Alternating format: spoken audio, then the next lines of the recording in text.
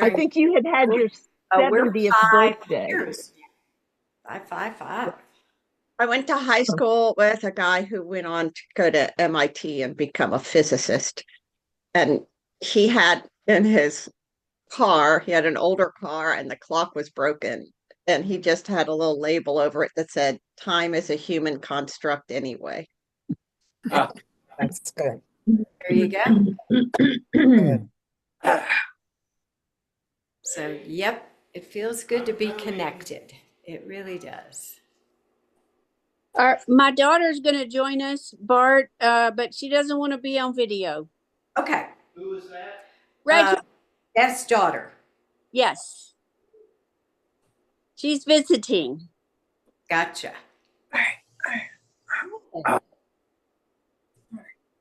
To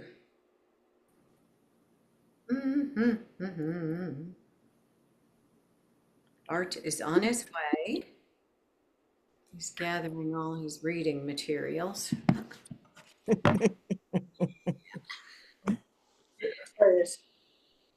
right. There's Corinne too, next one. Oh, Corinne is there. Isn't that it? Yeah. All right. All righty.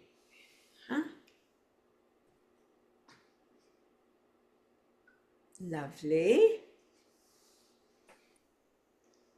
So Beth's daughter has a name, which is Rachel. Thank you. We also have Keely with us. So, and she will probably be off camera. Here she comes. And we wanted to have Kat, but she had a slow morning. I know. It was slow here too. Yeah.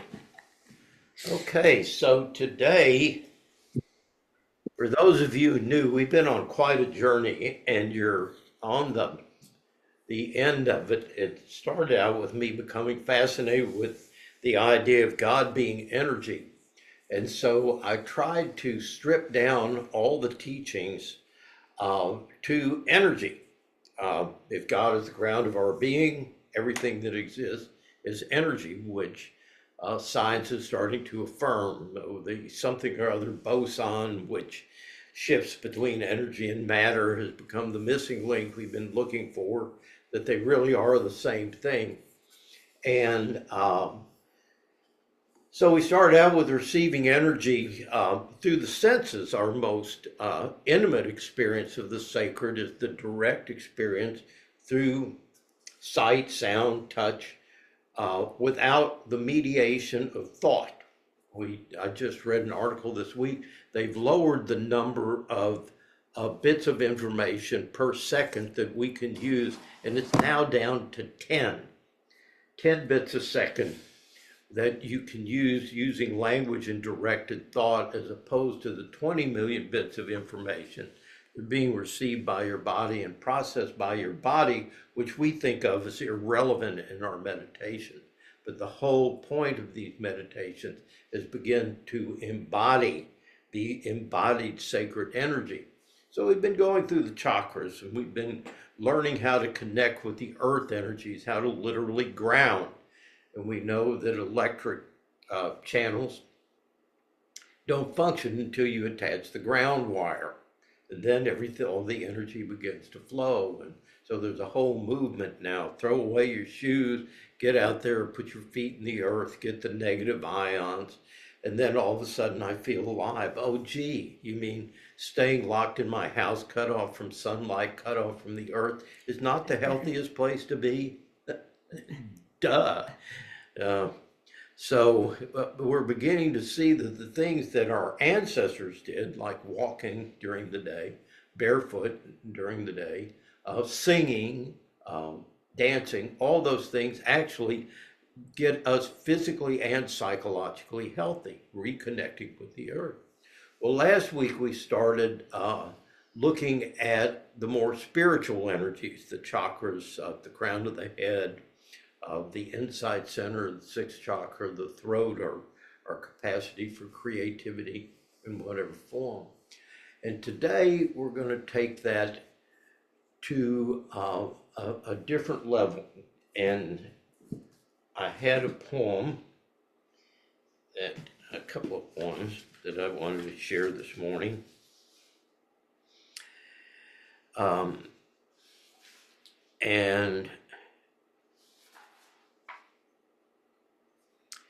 this one's a reminder from Gendam Rinpoche. Happiness cannot be found through great effort or through willpower. As a matter of fact, we now neurologically, the more willpower you try to use to become spiritual, the farther away you'll get. It comes from a totally different part of our nervous system called the parasympathetic, which is activated by allowing, not by effort or by thought. It's already there, this happiness that can't be found through great effort and willpower. It's found in relaxation and letting go. So don't strain yourself because there's nothing to do. Only our search for happiness prevents us from seeing it. Don't believe in the reality of good and bad experiences. They're like rainbows. They're ephemeral. Wanting to grasp the ungraspable, you exhaust yourself in vain. And as soon as you relax this grasping, space is there, open, inviting, comfortable. So make use of it. All is already yours, so don't search any further. There's nothing to do, nothing to force, nothing to want. Everything will happen by itself. And being a what they call a non-personalistic theist, that means I don't believe in a personal God, but I do believe that the energy is what people used to call God. That's an image for it. And that it has wisdom. Energy has wisdom. If we simply open, connect to the energy, it will heal us without our directing it. We have so much mistrust. And it's something we say in 12-step communities all the time. It's a step. It says, came to believe a power greater than us can restore us to sanity. Well, what does that mean? That means you trying to fix yourself as a form of self-will, and it's not going to work. So can you trust the energy? Can you relax? Can you, like we did 2 weeks ago, relax into the embrace of the earth and let yourself expand past your boundaries into the spaciousness of the sky? Now we're going to take this down to a personal level. Where does God become personal? And it's through each other. And there's a line in the Epistle of John that says, we are able to love because he has loved us first.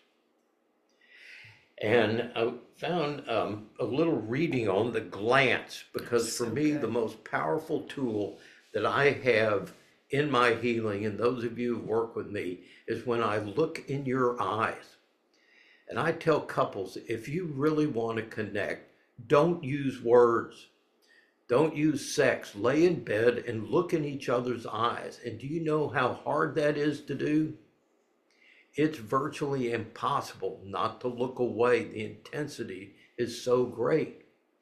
But what happens through the glance is you transcend what's going on a personal level, and you become a sacred portal for each other, which you can really set ego aside, set soul aside, and just connect through your eyes. Something extremely special happens. So the mystics of Islam teach that there are three relationships. That's not the one. That when we look at someone, we do not so much see them as project a glance. That our spirit comes through our eyes, just like when we breathe each other's breath. That's another way of receiving someone's spirit, someone's ruach. Where glances meet, souls touch. This is an act not of communication, but of communion. Donovan used to tell a poem. He said, when two lovers touch, they touch the two of them. They touch the one of them in the space between, as each the other touches, touching, okay? We're moving beyond duality. As Rumi said, that there's out beyond ideas of right doing and wrong doing, there's a field. I'll meet you there, okay? We're going now into the field where the idea of you or me becomes irrelevant. It loses any meaning, where genuine oneness begins to express itself. Glances are powerful, intimate, depending on the heart connection or the lack thereof. They can be profoundly touching and saying what no word can utter, or they can be deeply intrusive, an uncomfortable, unwelcome, and unwanted advance. So often I notice this, that when our eyes meet, we quickly avert our gaze. It's uncomfortable when a glance lingers too long. How accustomed we are to the lingering gaze being a sign of unwanted sexual advance, and rightly so. I also know that it need not be like this, that there are relationships, places in the world where people gaze deeply into each other's eyes. And I yearn to be in these communities where love spills over through glances. So we're going to do a meditation today that uses the glance, but you get to pick whose eyes you're going to stare into, okay? And I'm going to ask you to find a person who represented peace and safety for you. I found another little reading. It said, sometimes the easiest way to appreciate ourselves is by looking through the eyes of someone who loves us. Friend said that when he sees himself through the eyes of his spiritual teacher, he remembers how deeply devoted he is to seeking the truth. One of my clients realizes he is lovable when he remembers how his grandfather used to delight in his boyish curiosity and inventiveness. Sometimes seeing ourselves through the eyes of a close friend can help us remember our good qualities. Our friend might love our humor and warmth, our passion for saving the environment, our honest willingness to say what's really going on in our lives. So we don't have to limit our appreciation to the human world. I once saw a bumper sticker that said, "Lord, help me to see myself the way my dog sees me." So, meditation today, I'm going to invite you to pick a person, which will invoke, to gaze into their eyes. Move that so she can see, And, so Keely can see. sure. So that you can begin to connect with this gaze. We'll begin to show you how to connect with your own lovability. So the teaching here about chakras and energy is we're using sixth chakra here. We're using the power of images to carry a sacred energy and to use the sacred energy of that image to awaken the spirit in you. So this is very much not a verbal exercise, but an image and the power of image to transform our lives. So Head Monk, would you please bang a gong, get it on? Can you see the screen? Yes, sir.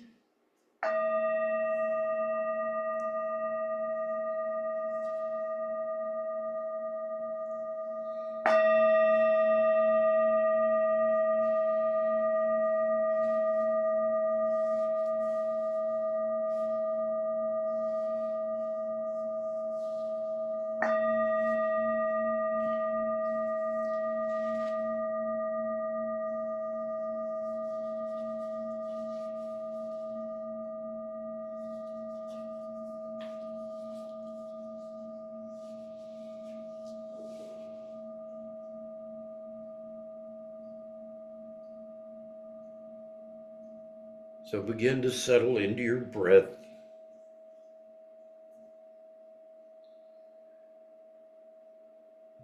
Feeling the energy of the prana, the sense organs in your nose. Receive that energy, that feeling of life force, vitality that your whole body rides on.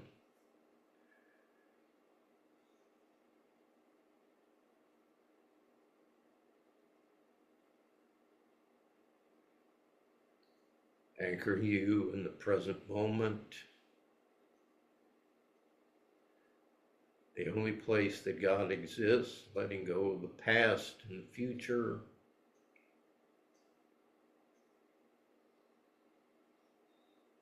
And you'll know the minute the monkey mind takes over, because the breath will disappear. It's still there, but you're tranced out.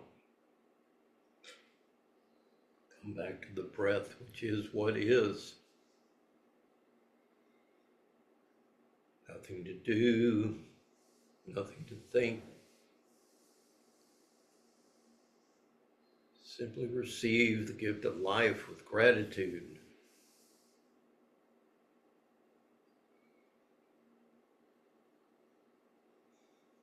Feel the breath moving up into the sinuses if you can. If not, just bring your awareness to sixth chakra, between the eyes, a little above the nose.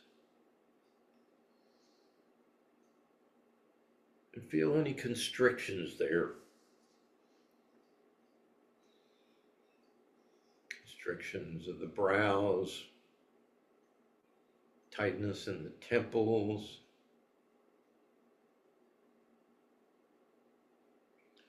Most of us feel like we have a band, like a hat, just above our ears that's constricted, and that's this chakra.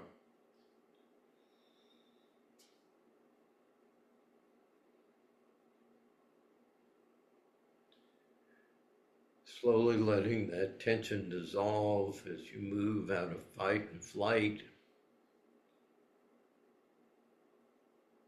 And simply allow yourself to be.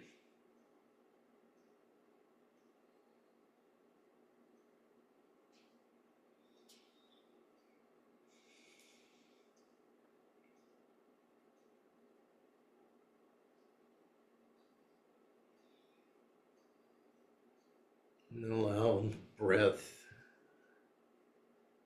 to expand whatever tightness is there, naturally stretching it without effort, creating space. And on the exhale, let the breath release.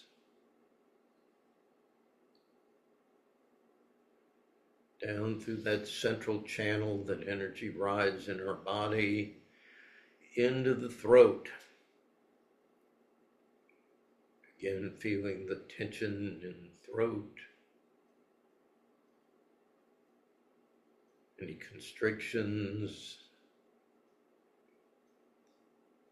For most of us, a barrier unconsciously between allowing what's happening in our body to come into our awareness, choosing to allow that reconnection.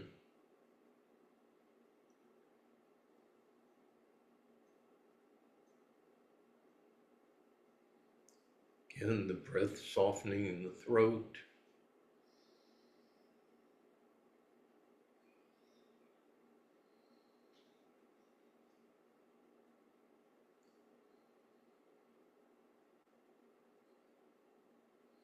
Feeling a connection now between third eye and throat. Breath connecting them with sensation, your awareness connecting them by bringing them into the same space. And now moving to your heart.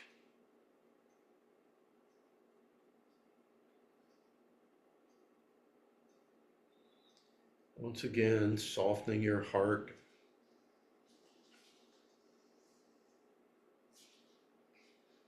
Bring your awareness to all the emotions that you've trapped there inadvertently because they were too intense to feel.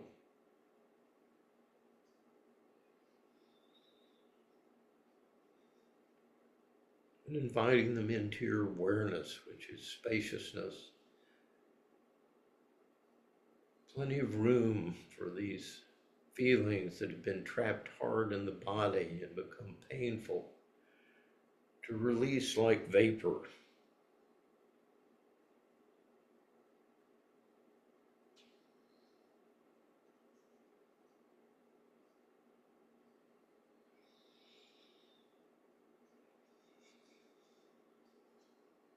Now we're going to connect with the crown chakra, the very top of your head, where we connect with the spiritual energies of the sky. And those energies are compassion. You don't need to try to be compassionate. The gaze is compassion, embodied, given a face. But for right now, let it simply be an energy of expansion,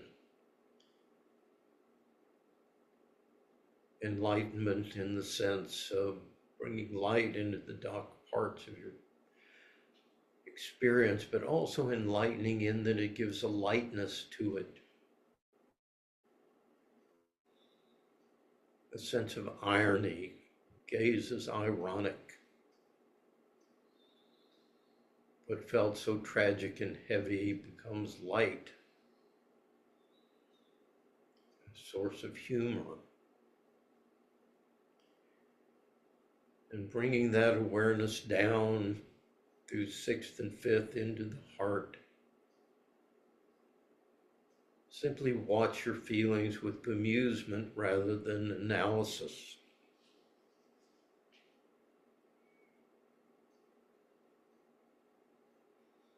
Beginning to sense the space of awareness that holds all your experience, and allowing these feelings, these energies to swell and intensify. If they feel overwhelming, back off a little bit.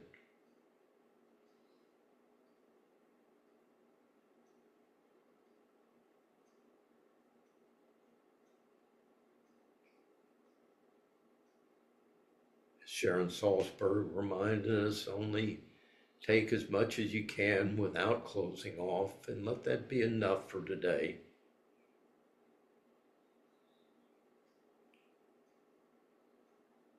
Touching the places in you that feel the most vulnerable.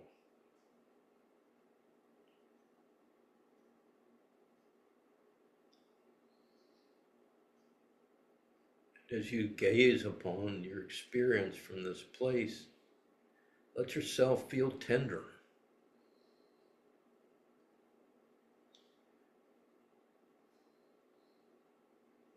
Not judging, but as we said, opening your heart in this way is a simple, non-judgmental presence. Simply being present to all your experience, tenderness and vulnerability. It may be difficult to do this at first, to stay open or tender. If you're used to being mechanical and blocked and numb, distant and disconnected.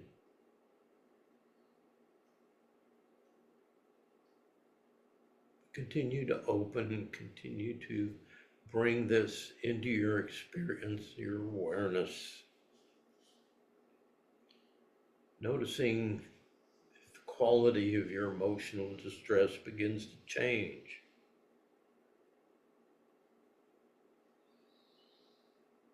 Continuing to hold that experience with the same tenderness you would offer a frightened child.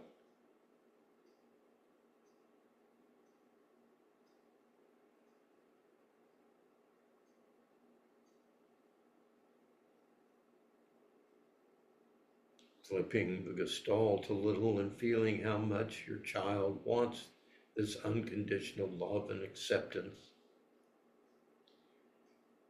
How this presence is what's been missing in your life.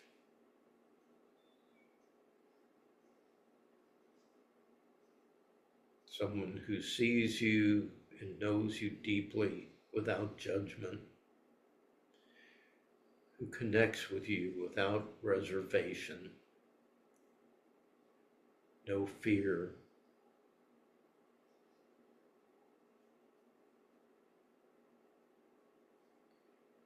When you're ready, begin to envision that sixth chakra a spiritual figure or someone you know who embodies this way of seeing you.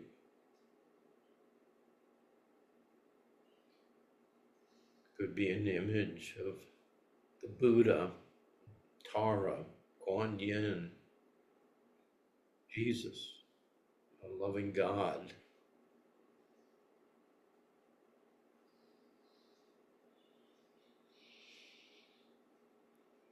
And let your imagination bring this being fully into your awareness.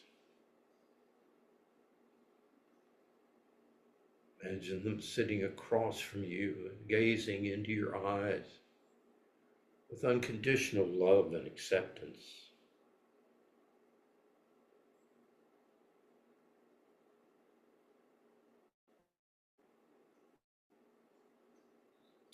Placing your attention on your heart, aware of your longing to have this experience, to have a compassionate being absolutely present and available, wanting only to be here with you now as you process your pain.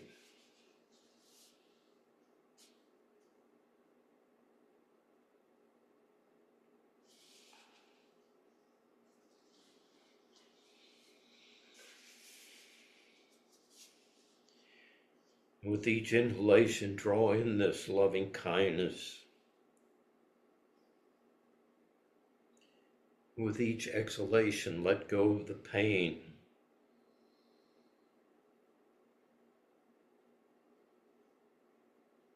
Breathing out the suffering,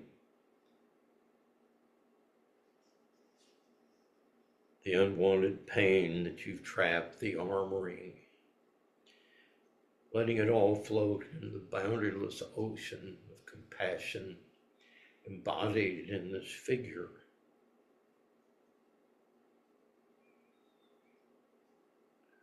Breathing in the light.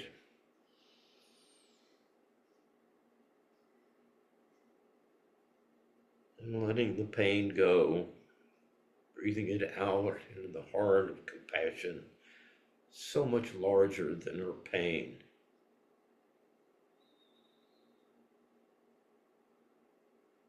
Loving kindness is the heart of all the universe. It has room for us all, for our life, our mind, our heart.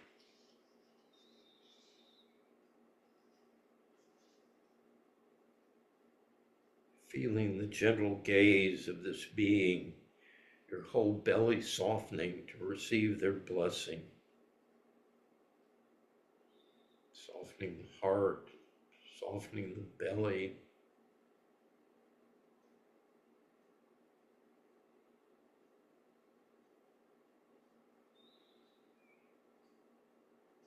Sensing the golden light, the energy surrounding this being. Perhaps imagining being embraced by them, surrendering to them.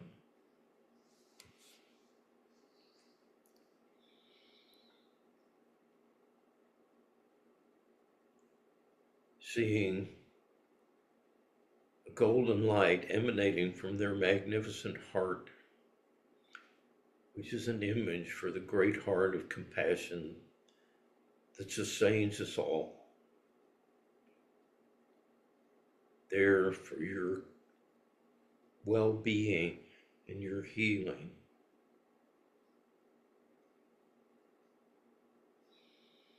So breathe in that golden light and breathe out the shadows that obscure your true light.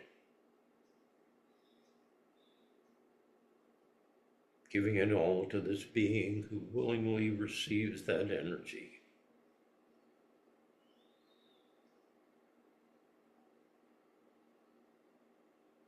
Letting your pain float in the heart of loving kindness.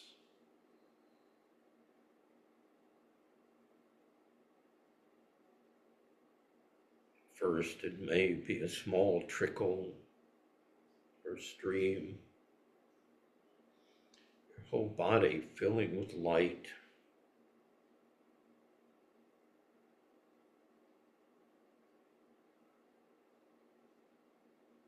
Breathing out the smurky, smudgy, dark energies of your pain, the past, like a wave vanishing on the still surface of this ocean of light.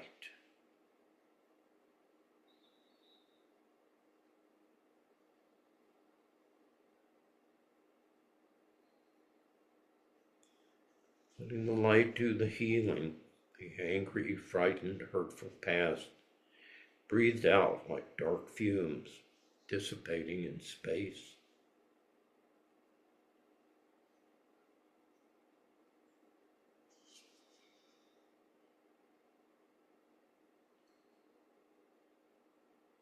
Breathing in the light, breathing out the shadow, letting it go at last.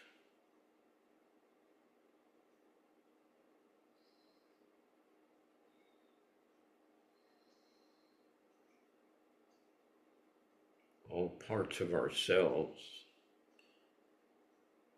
dissolving together in the light, so weary of the posturing and the pretense, so willing to come out of hiding, letting go at last into the vast shimmering spaciousness of your true nature, knowing that this being before you is you as well.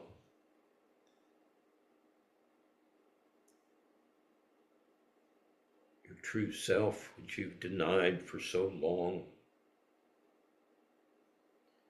standing before you.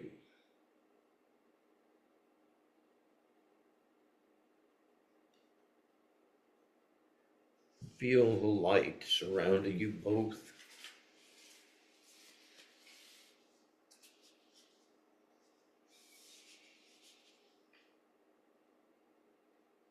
This being's presence evoking a radiance, a boundless field of light that encompasses you as well.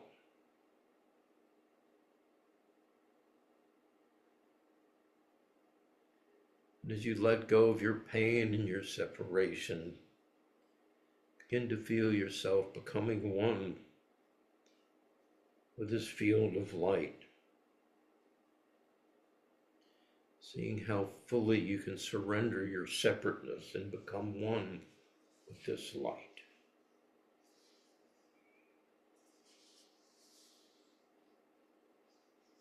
Seeing how fully you can surrender your hurt and fear, your pain and sorrow, and see behind it your true nature, allowing your whole heart and mind to release into and merge with this loving awareness.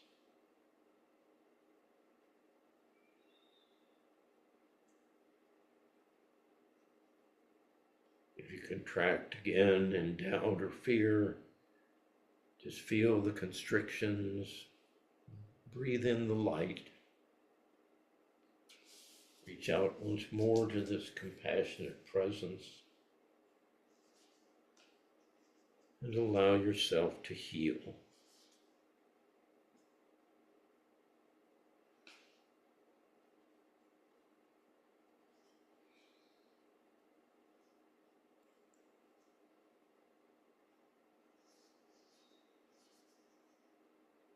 Breathing the healing luminescence, feeling your separation dissolve.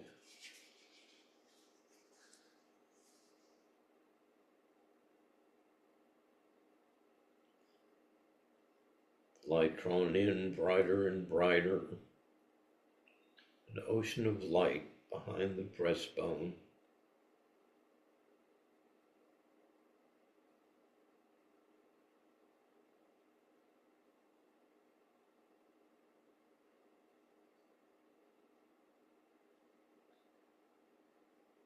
And gradually imagine breathing this light out. Breathing it in, breathing out the light to all beings everywhere.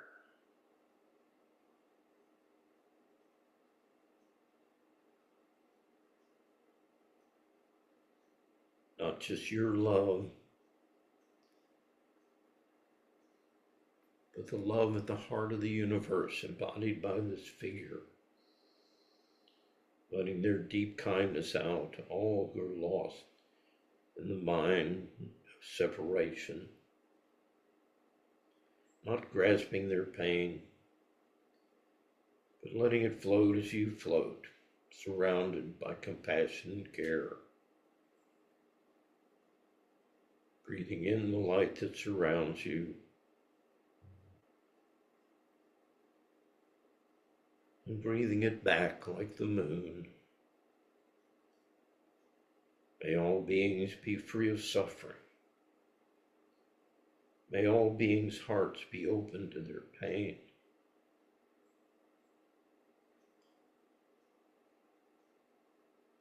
May the light of our shared heart encourage the earth to heal.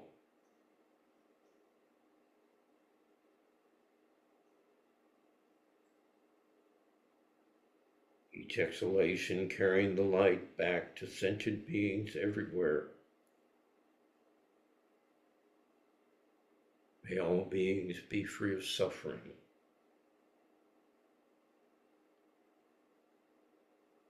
May all beings be at peace.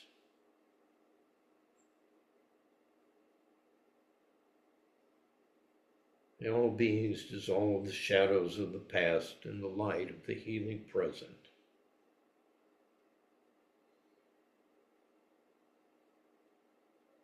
May we all live in mercy and care for each other and ourselves. And may we all come to treasure ourselves and each other. May we all come to treasure each other and ourselves.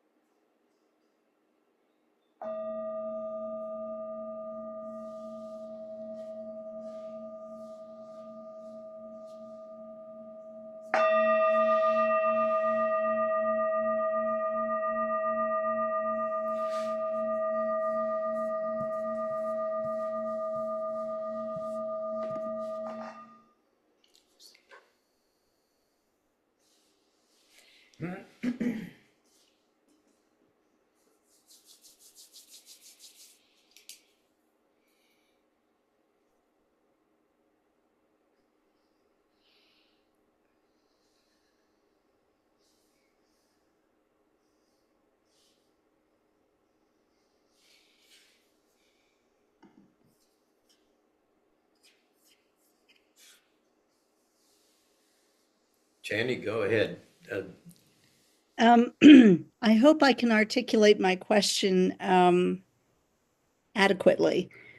I have a neighbor whose husband died a few months ago.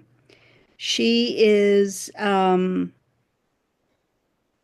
not quite sure what denomination of Christian she is, but she's quite religious. So I ran into her a while ago, and I I said, "How are you doing?" And she said, "I'm doing okay." And I said, "Wow, that's great." She said, "Because I know that God is embracing me. I feel the love of God and the support of God. And so I know all I have to do is give myself to God, and He will take care of everything. He will make everything okay." So I didn't say much in this interchange. It wasn't exactly a conversation because I didn't say anything. In my Buddhist training, the idea is to not have a separation between ourselves, between myself and God. God is within me.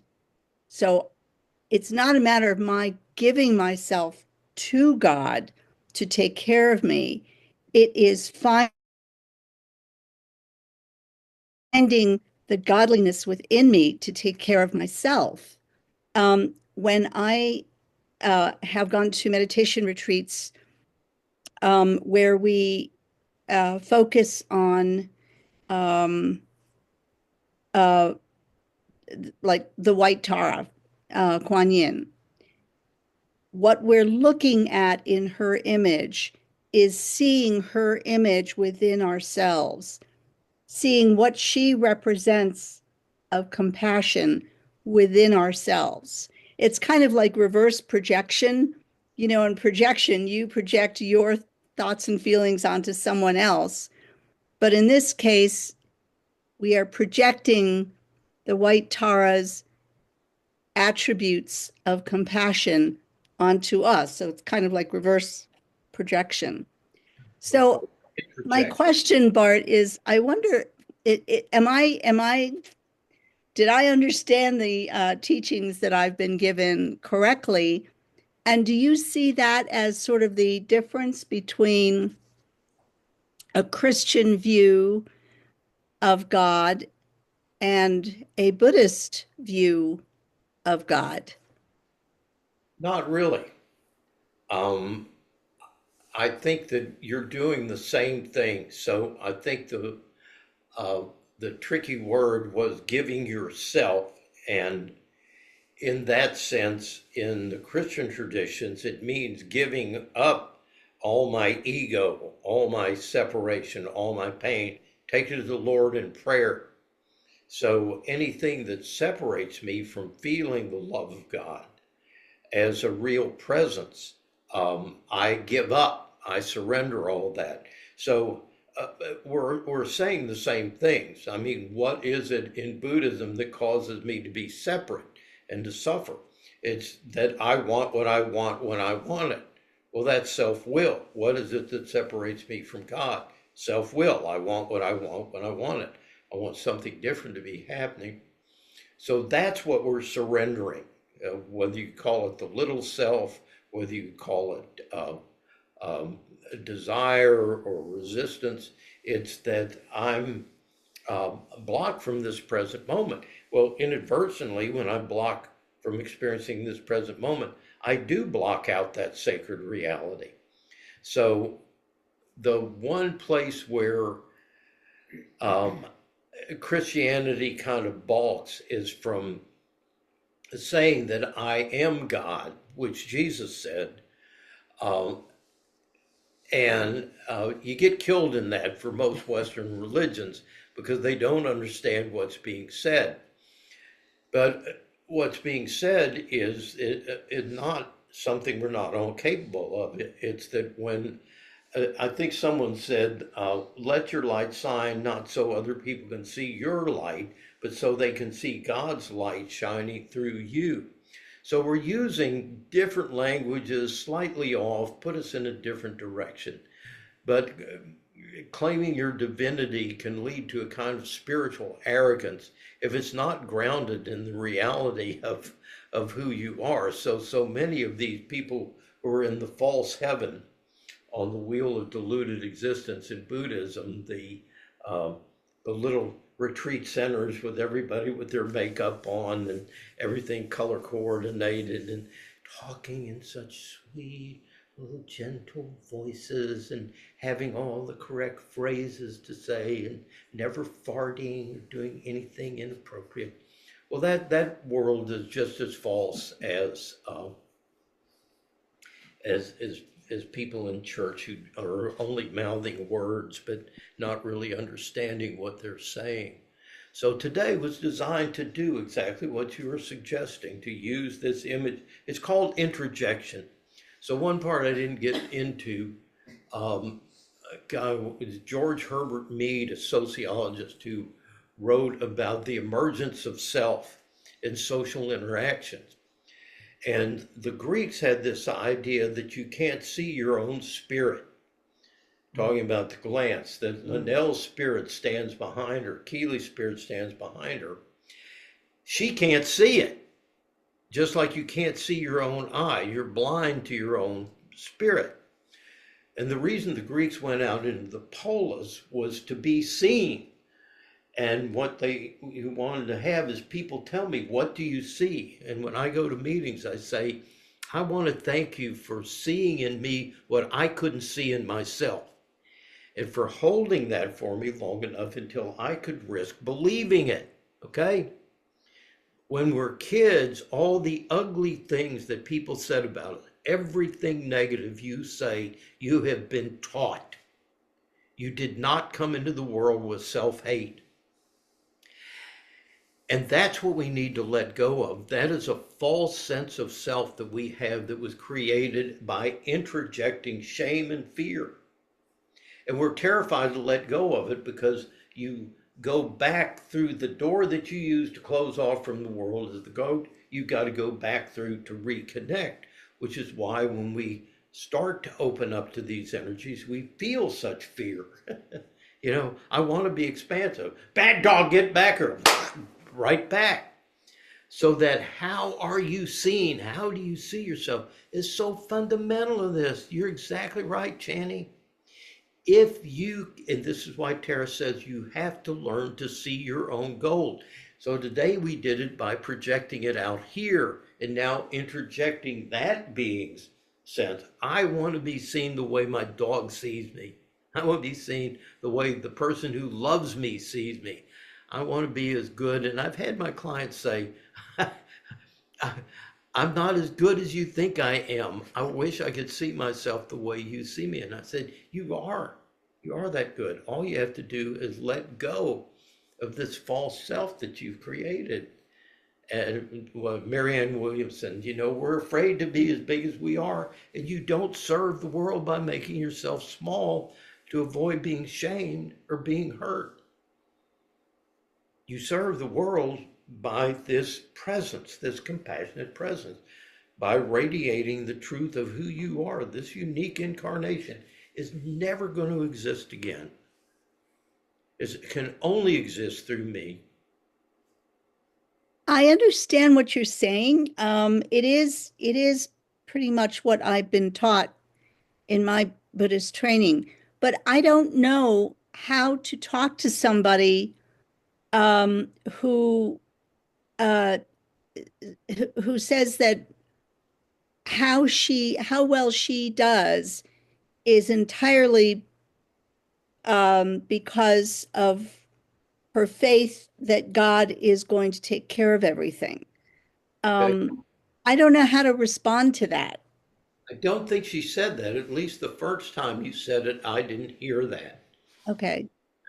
The first time I heard you talk, it sounded like she was saying, it's because I'm giving everything that's going on, all the feelings I'm having to God, and God's taking care of it. That's a radically different statement from saying, it's all going to be okay because God's going to take care of it. God's going to find me a parking place at the store. You know, I didn't hear her say that. She might have, but I was addressing more the people who may have that sense that God surrounds me with love and I'm going to be okay regardless of what happens. Even if it's bad, I will be able to find my peace. I will find my capacity to love and my capacity for joy, not in external circumstances, not through any control on my part, but by surrendering control, which is what faith is. I take my life, give it to you, not responsibility. I still have to respond to my life, but in the sense of the outcome. I love with no expectation in return. Anybody else? Bart, I learned something as a child, a trick, and I find it really fantastic, and I haven't really practiced it in a while, but I was taught that if you find someone, you stand across from them and you look into their both, if you look between the two eyes, if you look here, you can look into both eyes at the same time. Because if you look, like if you look at one eye or the other eye, but if you look between the eyes, you can see into both eyes. So when I practiced it, the person across from me, I could see, I could see a place, but their face would start transforming and their face would change and change, and like they were passing through thousands of different people. And I kind of learned about the oneness of us all through this practice. And I mean, I was like a little girl. Yeah. And I learned to go look into a mirror. And I thought of that myself. And I looked between my eyes and my face started transforming to my siblings. And it really kind of freaked me out when I did it to myself. It didn't freak me out with another person. Okay, so that's one story when I was little, and I've got a puppy dog in my bed. But I went in my Feldenkrais training in Ocean Beach, California. We were in a bar listening to music, and a man came, and I made eye contact with him. But when I did, his pupils opened up completely black, and it scared me. So I just immediately disappeared into the crowd. But this person kept kind of chasing me. He wanted me to look into it was like he was seeking my eyes. And I think I saw him again anyway. And I was with Dorothy during all this. It was our Feldenkrais training. And so that was an experience with my eyes. But then when I moved to Portland and I'm doing yoga, and my apartment is a solid forest. And so I'm looking out into the forest, and I could see like a hummingbird or birds or leaves falling, and I could see it clearly, but everything else was a swirl of matter, and it was always in a circle, but the point I was looking at was completely clear. I mean, my eyes have just shown me things anyway. That's kind of a lot of information, but this practice about the eyes and seeing that man's eyes go black. Anyway, I've never really been able to mention that to anybody because, it's a little wild. Right. Mwah. So Thank I you. would say that what you're feeling intuitively with that was the gaze that the reading that I did to begin with said that feels inappropriate and feels invasive. And you'll have those gazes too. Any of us who are on the spectrum, like I am, are often accused of holding gazes too intensely and being too close, or of not making eye contact. It's an extremely painful experience for us at times, just to meet someone's gaze. But other people use it to control. And Rasputin was a guy who was known for engaging through the gaze. Charlie Manson also had quite a gaze. So trust your intuition. What is this person offering me through their gaze? Are they an energy vampire? That's what I call them, who literally can suck your energy out of you. Now, don't take me literally on that, but you all know the kind of people. They walk in the room and you feel your energy drop, or they hug you and you feel like you're being drained, or you get a hug and you feel like you want to go bathe. These are energetic encounters, very different from what I'm talking about here. And that's why often to activate this, that's using your imagination now. It's just like when you recall glimmers in times when life felt sacred. Bringing these images to mind consciously, whether it's Tara, Kuan Yin, Jesus, whoever you bring activates the reality of that behind it. It's a way of connecting with that energy again. It awakens that in you. And I hope some of you were at least able to glimpse that. This is a practice that gains power. And the more you use it, that symbol can become something like I had a fear of flying. And my image for a long time was my therapist, a woman named Sydney Miller in Chicago, who held me. And she was those arms around me that I felt loved by her, unconditionally loved and accepted. And I loved how she looked at me. And so I'd be up on the plane, bouncing along on the turbulence like this, my body absolutely terrified. And I could go back and recall being held in her arms, and my whole body would just go, shoo, Channy, just like I think that woman was saying or trying to communicate that I can access my peace, my joy, my capacity to love, even at 30,000 feet bouncing along on air turbulence. And that's a superpower. So this does definitely awaken that power in us. Anybody else?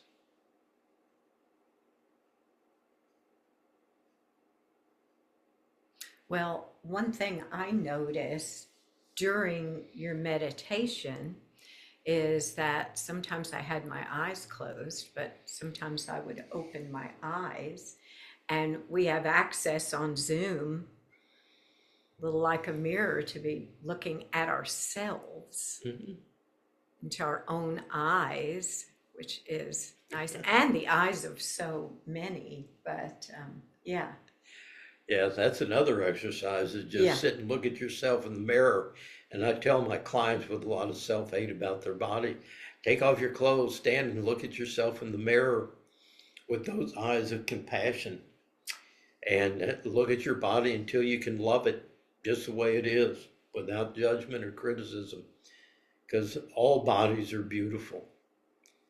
Every one of us is. I know in my counseling, I will fall in love with the person I'm counseling, not in a romantic sense, but in a sense of really look at them and seeing the sacred in them.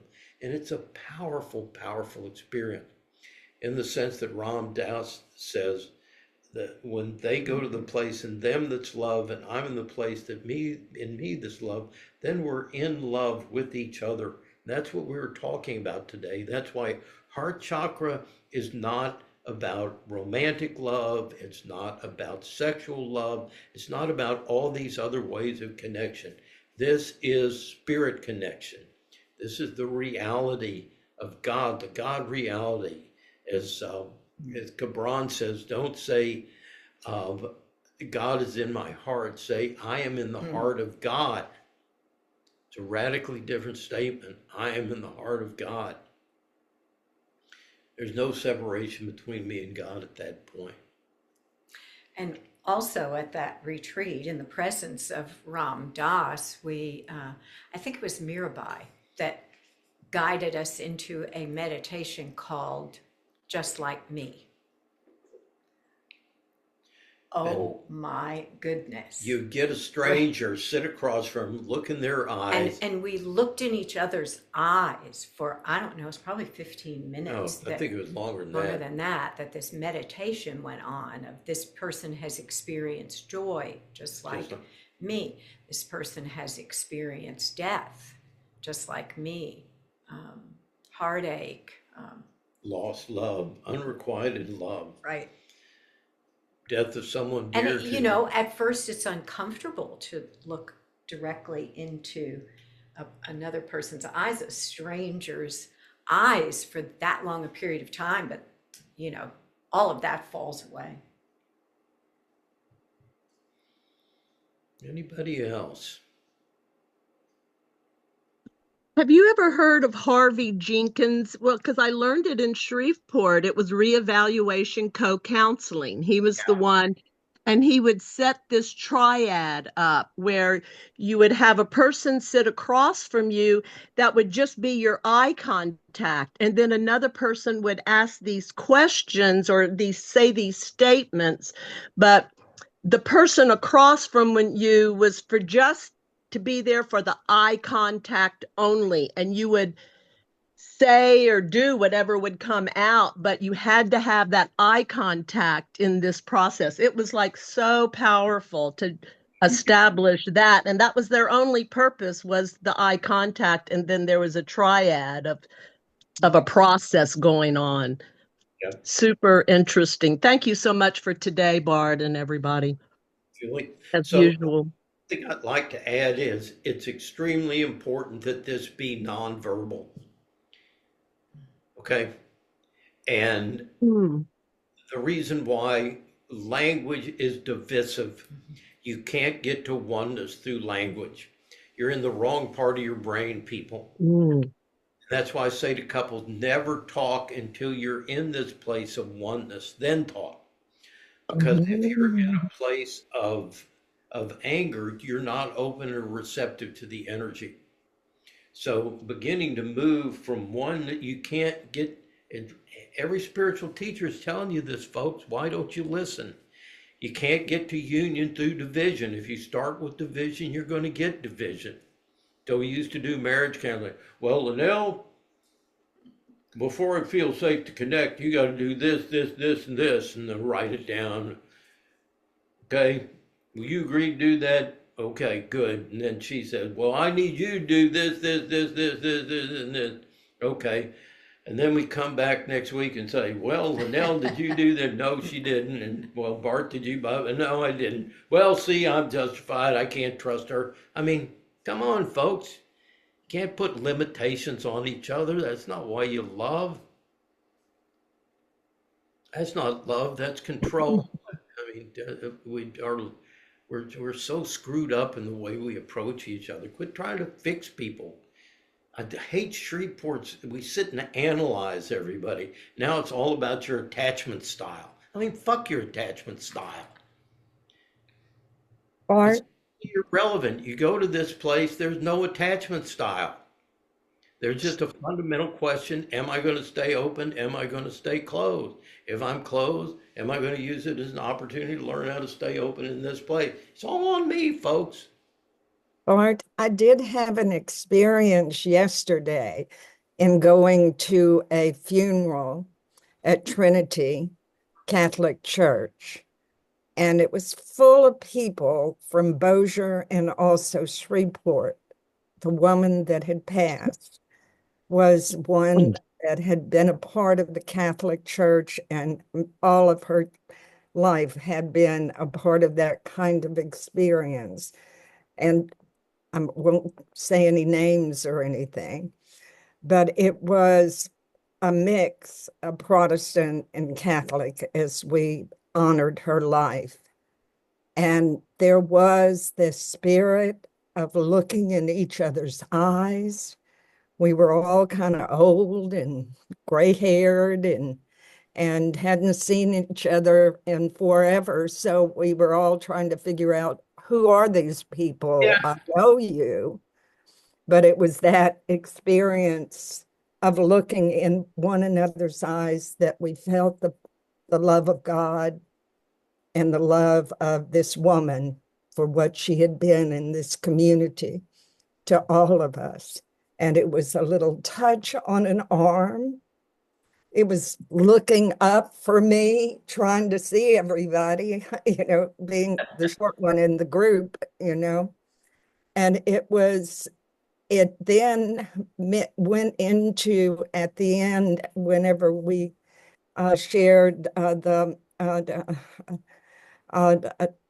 I'm sorry that I'm forgetting, but you made a choice, and the way the priest handled it about whether you're Protestant, whether you want to drink I'm losing the word. I'm sorry. We have this at the end. You know what You mean communion? That's what I needed. Thank you, Corinne. This woman needed your help there. So there was this openness about the communion and how we all mixed together in the beauty of the communion that we shared. And it was cold. Then we went and another part of this that will always be looking in one another's eyes and feeling one another's touch is they had invited one of our members of our group, and I'm sorry he's not here today.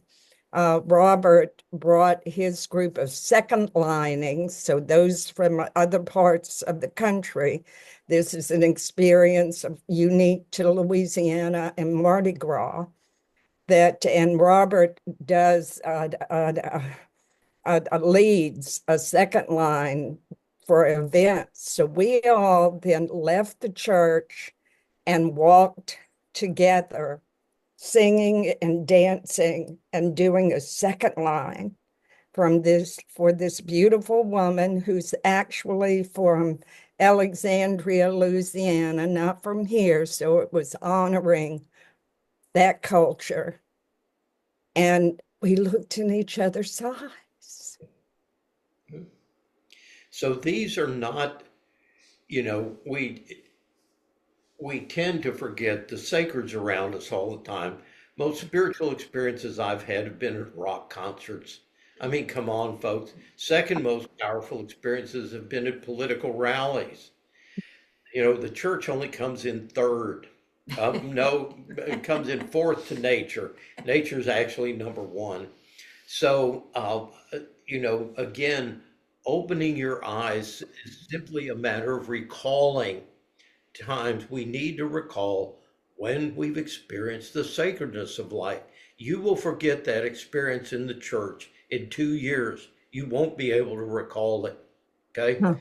That's the way your brain is constructed. Every unkind word someone has said to you 50 years ago, you'll still remember it when you see it. Okay? That's the way your brain works. You need to discipline your brain to bring these moments forward. And that's why we meditate. We meditate to counteract the brain's negativity bias, to remember to esteem ourselves. Oh, I think I will remember this experience as a part of my heart forever. I I will really believe that. I will challenge you on whether you spontaneously remember it or not. I know Okay. it's hard for me to do it, but to bring those moments into your present, times when you felt the sacredness of life, things that you're grateful for. Yeah. Again, how much do you live in gratitude? Do you even breathe in gratitude? Do you walk in the sunshine in gratitude? Do you put your feet on the earth with gratitude? Or do we just mindlessly take for granted that this love and support is around us all day long? It makes a difference, people. That's why we're doing it. Be aware it's there, it's in other people, it's in your animals. It's not something only monks get to experience or saints. Go get you some. So we're going to close, Maria, with oming. The end that we've added is the COVID raspberry. I think you'll get the hang of it when we're done. Okay. All right, take a deep breath in.